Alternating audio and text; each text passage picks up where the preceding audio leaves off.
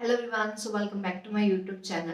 तो आज जिस टॉपिक में हम बात करने जा रहे हैं वो है कि गर्भावस्था में खून की कमी होना। तो देखो, खून की कमी प्रेगनेंसी में बहुत ज़्यादा कॉमन होता है और इसका सबसे मेन रीज़न यही होता है कि जो आपके अंदर एक बच्चा पल रहा है उसको भी ब्लड सप्लाई की बहुत ज़्यादा ज़रूरत होती है और वो कमी आपके ही द्वारा पूरी की जाती है। तो अगर आपके अंदर ही इतना खून नहीं होगा तो डेफिनेटली बच्चे तक नहीं पहुँचेगा। उस समय महिलाओं को जो है खून की कमी हो जाती है। तो सबसे पहले हम कारण की बात करेंगे कि ऐसे क्या प्रमुख कारण रहते हैं। सब बाद में हम बात करेंगे इसके उपाय के और इलाज के। तो चलिए वीडियो स्टार्ट करते हैं। पूरी वीडियो देखना क्योंकि आधी अधूरी जानकारी सेहत के लिए हानिकारक होती है। तो सबसे पहले हम बात कर लेते हैं कि क्या लक्षण नजर आते हैं या क्या देखकर हम बता सकते हैं कि इस महिला में या फिर हमारे अंदर ही खून की कमी है। तो सबसे पहले है चेहरे का पीला पड़ना। आपने देखा होगा कि आपके बॉडी में कहीं भी पीलापन आता है तो सबसे पहले लोग आपको देख के यही कहते हैं कि आप में खून की कमी है। वो इसलिए होती है कि जब हमारी बॉडी में रेड ब्लड सेल्स की कमी होती है तो हमारी बॉडी पीली पड़ने लग जाती है और मोस्टली ये जो इम्पैक्ट है वो हमारे चेहरे पे दिखाई देता है। तो सबसे पहले आपका चेहरा जो है पीला पड़ने लग जाता है।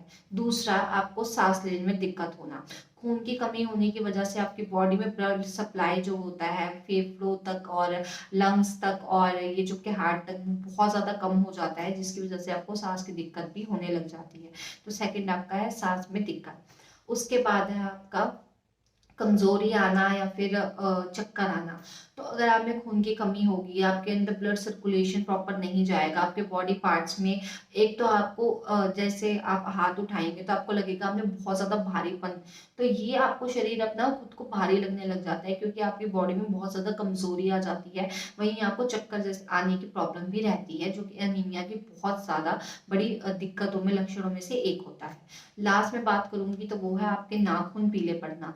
सबसे ज्यादा इम्पैक्ट आपके चेहरे के बाद आपके नाखूनों पे होता है। अगर आप अपने नाखून देखेंगे तो आपको जो नाखून है उसमें रेडनेस की जगह पीलापन नजर आएगा जो आपकी बॉडी में हर जगह आपको नजर आ सकता है। बट बेसिकली सबसे ज्यादा इंपॉर्टेंट जो डॉक्टर भी देखा करते हैं वो यही देखा करते हैं कि कहीं आपके नाखून तो नहीं पीले पड़ रहे।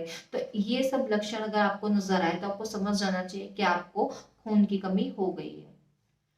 अब हम जान लेते हैं कि इसके कारण क्या रहते हैं जिसकी वजह से आपको खून की कमी हो जाती है। तो सबसे पहले है आपका विटामिन में कमी। कोई भी मिनरल विटामिन अगर प्रेगनेंसी में आप स्किप करते हैं, मिस करते हैं तो डेफिनेटली उसकी कमी हो जाती है। और अगर आप जिंक भी नहीं लेते तब भी कमी हो जाती है। बट सबसे ज्यादा मेन जो रहता है फॉलिक एसिड टैबलेट का रहता है।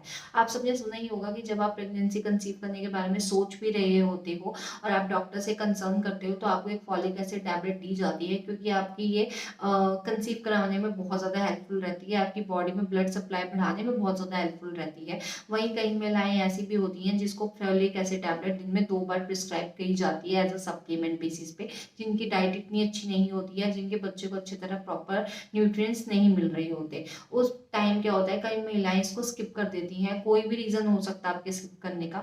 तो आपको ये जो स्किप नहीं करनी चाहिए क्योंकि इसी कारण आपकी बॉडी में खून की कमी हो जाती है। आपकी बॉडी में अगर आप जिंक प्रॉपर नहीं लेते या फिर विटामिन और फॉलिक एसिड टैबलेट जो मल्टीविटामिन दी जाती है अगर वो प्रॉपर नहीं खाते हो तो सबसे बड़ा रीजन यही होता है कि आपका जो है बच्चा कमजोर पैदा होता है या फिर उसमें कोई ना कोई डिसेबिलिटी होती है या फिर आपके अंदर खून की कमी होती है और आपको भी कोई ना कोई प्रॉब्लम का सामना करना पड़ता है।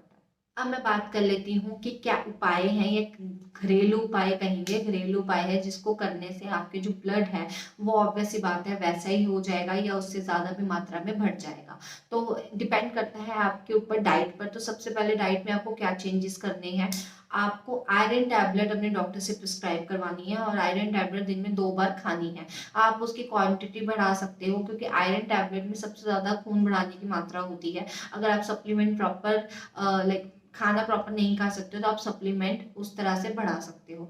अगला है आपको रेड चीजें ज्यादा खानी है जैसे आपका चुकंदर हो गया, आपका अनार हो गया। ये सब चीजें आपके लिए बहुत ज्यादा फायदेमंद रहती है। अगर मैं फ्रूट्स की बात करूँ तो अगर मैं वेजिटेबल्स की बात करूँ तो आपको अपनी डाइट में पालक, हरी सब्जियां जितनी हो सके वो ज्यादा से ज्यादा क्या नाम है वो करनी है, शामिल करनी है। उसके बाद आपके जो आते हैं वो है कच्चे केले। कच्चे केले खाने से आपको जो है खून ब्लड है वो प्रॉपर मिलता है, क्योंकि ये आपके ब्लड सेल्स को बढ़ाने में बहुत ज़्यादा हेल्पफुल रहता है। जो हमारे अंदर बॉडी के अंदर रेड कोशिकाएं होती हैं, ब्लड कोशिकाएं होती हैं, उसको जब उसकी कमी आ जाती है तो कच्चे केले खाने के लिए डॉक्टर सलाह देते हैं और वो आपको खाने चाहिए। अगर आप ये भी डाइट में ऐड करेंगे जो कि है ड्राई फ्रूट्स में अगर आप अखरोट खाते हैं, बादाम खाते हैं और पिस्ता खाते हैं, ये सब भी आपके लिए बहुत ज़्यादा अच्छा रहता है। साथ साथ में सबसे ज़्यादा जो ब्लड बढ़ाने की क्षमता होती है वो अंजीर में होती है, तो आपको प्रॉपर मात्रा में अंजीर भी खानी चाहिए। अगर प्रेगनेंसी की आप 1 से 8वें महीने तक खा रहे हैं तो आपको अंजीर को रात को भिगो देना चाहिए और सुबह उठ कर इसको खाना चाहिए, क्योंकि अंजीर की तासीर जो होती है ऑब्वियस सी बात है गर्म होती है, तो अगर आप इसको भिगो के खाएंगे तो आपकी बॉडी को न्यूट्रिएंट्स तो पूरे मिलेंगे, आपकी बॉडी में ब्लड सप्लाई तो पूरी होगी और साथ साथ में बच्चा भी सेफ रहेगा। अगर आप उसको डायरेक्ट खाते हैं तो गर्मी के कारण कहीं ना कहीं मिसकैरेज होने का खतरा रहता है, तो आपको अंजीर भी खानी चाहिए। तो ये कुछ ऐसे उपाय थे जिसको आप घर में ही करके ब्लड जो है अपना बढ़ा सकते हो और आपको डॉक्टर की विजिट बार बार करने की जरूरत नहीं पड़ेगी। उसके अलावा भी कोई आपका सजेशन है कि क्या खाना चाहिए क्या नहीं खाना चाहिए, वो मुझे आप कमेंट सेक्शन में पूछ सकते हो। अब मिलती हूँ आपसे अगले वीडियो में, तब तक के लिए बाय बाय।